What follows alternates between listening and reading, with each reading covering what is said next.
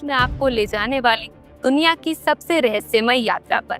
एक ऐसी यात्रा जिसमें दुनिया के कोने कोने से लाखों लोग शामिल होते हैं। आखिर इस यात्रा की पूरी कहानी क्या है, इस यात्रा का महत्व क्या है और क्यों हर हिंदू को इस यात्रा में शरीक होना चाहिए, ये आपको बताएंगे डॉक्टर विदुला रामालक्ष्मी।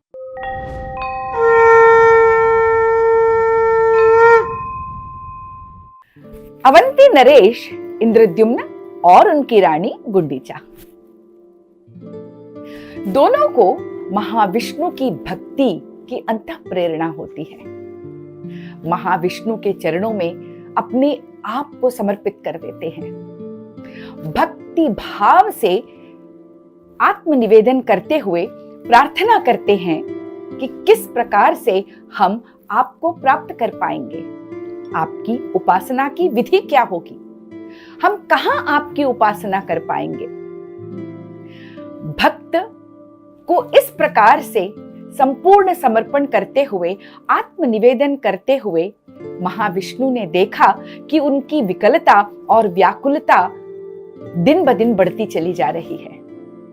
और जब भक्त में ये विकलता और व्याकुलता बढ़ती है तो महाप्रभु स्वयं दर्शन देते हैं। ठीक उसी प्रकार जब भूख से बिलबिलाता हुआ बच्चा अपने पूरे आर्तनाद के साथ मां को पुकारता है तो मां सब कुछ छोड़कर अपने बेटे की भूख मिटाने के लिए, अपनी संतान की भूख मिटाने के लिए दौड़ी चली आती है। ठीक उसी प्रकार ईश्वर भी भक्तों के आर्तनाद को सुनकर, उनकी व्याकुलता को देखकर दौड़े चले आते हैं। ठीक उसी प्रकार से जिस प्रकार से मगरमच्छ के जबड़ों के बीच फंसे हुए उस गजराज की रक्षा महाविष्णु ने की थी, उस तड़ाग में से कमल के पुष्प को अपनी सूंड में लेकर जिस तरह से गजराज ने आर्तनाद में उन्हें पुकारा, तो महाविष्णु अपने वैकुंठ लोक को,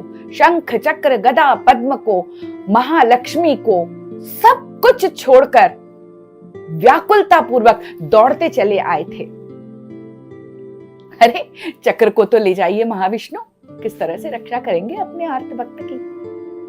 लेकिन भक्ति पारवश्य सिर्फ और सिर्फ भक्तों में नहीं होता, भगवान में भी होता है।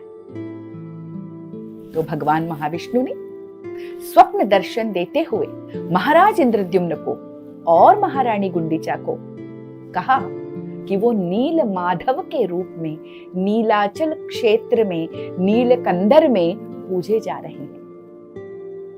स्वप्न खुलता है। जागृत अवस्था में आते ही इंद्रद्युम्न अपने दरबार के अति विश्वस्त जो महापंडित हैं, महाज्ञानी हैं, विद्यापति, उनसे इस स्वप्न का वृत्तांत साझा करते हैं और कहते हैं कि मुझे नीलाचल जाना है, नीलकंदर में नील माधव की उपासना करनी है।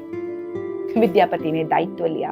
उन्होंने कहा कि वे जाकर इसकी सुध लेंगे और जल्दी ही लौटकर नील माधव के अलौकिक स्वरूप के साथ महाराज के समक्ष उपस्थित होंगे।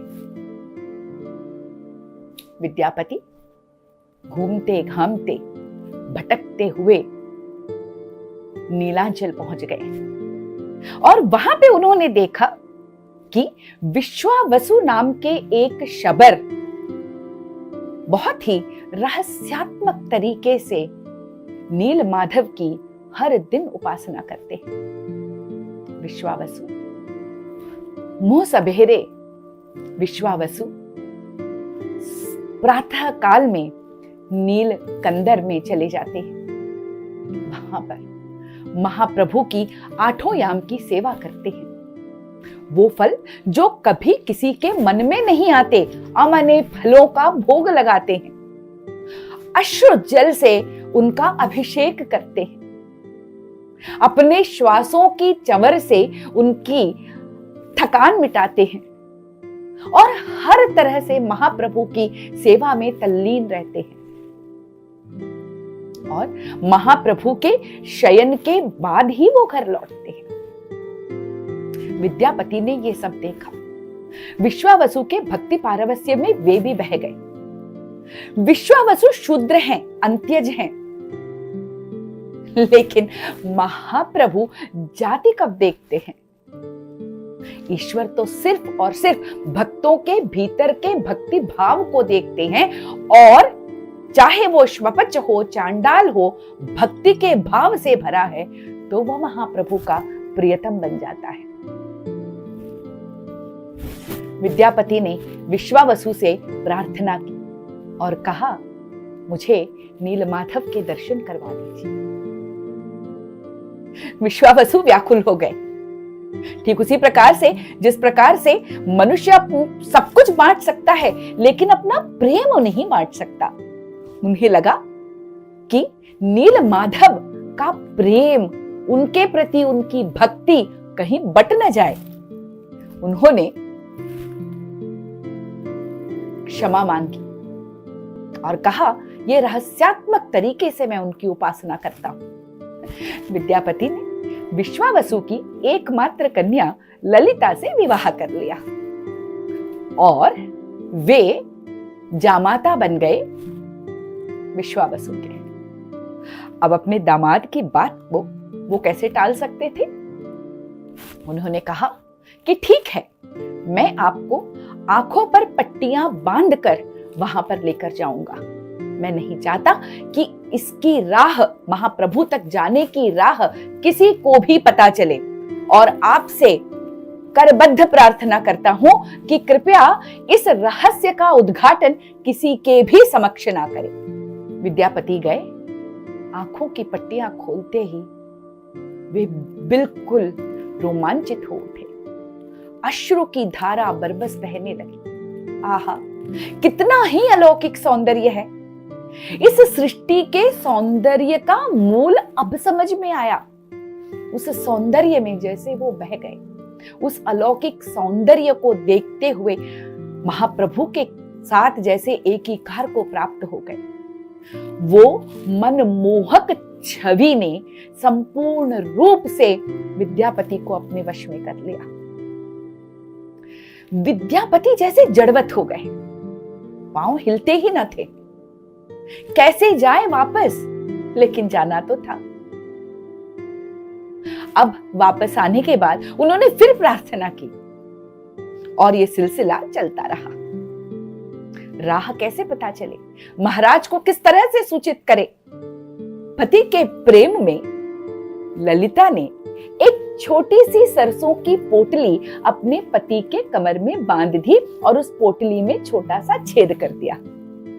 रास्ते भर में सरसों के दाने झरते रहे। समय आने पर सरसों की सुंदर सी क्यारी बन गई। अब क्या था? विद्यापति को राह पता चल गई। विद्यापति जाते, सर्वस्व समर्पण करते और तल्लीन हो जाते महाप्रभु की भक्ति में। उन्होंने अपने महाराज इंद्रद्युम्न को इस बात की खबर कर दी। इंद्रद्युम्न अपने समस्त परिवार के साथ भक्ति प्रवण होकर दौड़े दौड़े चले आए, और जैसे ही वहां पर आए तो अचानक से स्वर्ण बालुका की एक आंधी सी आई और नीलमाधव अंतर्धान हो गए। अब सब अपने आप को कोसने लगे। विश्वावसु कोसने लगे कि मैंने आखिर क्यों विद्यापति को वहां की राह बताई या उनके दर्शन करवाए। विद्यापति अपने आप को कोसने लगे कि आखिरकार मैंने महाराज को इसकी सूचना क्यों दी। महाराज अपने आप को कोसने लगे कि मैं आखिर यहां क्यों आया। लेकिन उसी समय आकाशवाणी होती है और महाप्रभु इंद्रद्युम्न से कहते हैं, किसी भी प्रकार के शोक से आवृत ना हो। मेरे लिए मंदिर बनाने, मेरे मूर्तियों को गढ़ने और उन्हें प्रतिष्ठित करने का सौभाग्य तुम्हारे ही हाथों है, तुम्हारे ही भाग्य में लिखा है। बस आनंदित होकर चले गए। लेकिन समझ नहीं आता था ये शुभ दिन आएगा कब। कब ऐसा होगा कि महाप्रभु के लिए वे मंदिर की स्थापना कर पाएंगे, मूर्तियां बना पाएंगे। ये सब कैसे संभव है? ईश्वर की ही प्रेरणा से उन्होंने सहस्राश्वमेध यज्ञ प्रारंभ किया। यज्ञ बन हो गया, मंदिर का निर्माण भी हो गया। लेकिन महाप्रभु विराजेंगे कैसे? फिर उन्हें स्वप्न में यह निर्देश आया कि महोदधि में तैरते हुए चतुशाखा विशिष्ट काष्ठ खंड आएगा और उस काष्ठ खंड से मूर्तियों का निर्माण करो। प्रतीक्षा से आंखें जैसे छूछी हो गई। कब आएंगे महाप्रभु? विकलता से मन भर गया। इसी विकलता से जब एक दिन वे सूर्य को अर्घ्य दे रहे थे तो देखा कि दूर से चतुशाखा विशिष्ट काष्ठ खंड तैरता हुआ चला आया है। जैसे ही वो पास आया तो आहा, क्या आश्चर्य, महान आश्चर्य! उस पर शंख चक्र गदा पद्म के चिन्ह अंकित थे। भाव विह्वल हो गए। उस काष्ठखंड को ले आए, लेकिन समस्या तो वही थी, काष्ठखंड की उपासना कैसे करें? न मनोरम मुख था, न कमल की पंखुड़ियों जैसी आंखें थी, ना वो सुंदर मनमोहक मुस्कान थी। उसी समय विश्वकर्मा एक बूढ़े बढ़ई के रूप में आते हैं और वो कहते हैं, इस चतुशाखा विशिष्ट काष्ठखंड से मूर्तियों का निर्माण मैं करूंगा। मुझे 16 दिनों की अवधि दी जाए। और गुंडीचा रानी के महल में मूर्ति निर्माण प्रारंभ हुआ। गुंडीचा रानी धन्य हो गई कि उनके अनुरोध को महाप्रभु ने स्वीकार कर लिया। शर्त यह थी कि जब तक मूर्तियां बन नहीं जाएंगी, उस महल का दरवाजा खोला न जाए। बाहर राजा भजन करें, कीर्तन करें, हरि नाम स्मरण करते रहे। ये सारी प्रक्रिया चलती रही। लेकिन गुंडीचा रानी को लगा भीतर से कोई आवाज भी नहीं आ रही। ना कभी उस बूढ़े बढ़ई को भोजन दिया है, ना जल अर्पित किया है। 15 दिन हो गए, वो किस प्रकार से रहते होंगे? एक बार देख लिया जाए।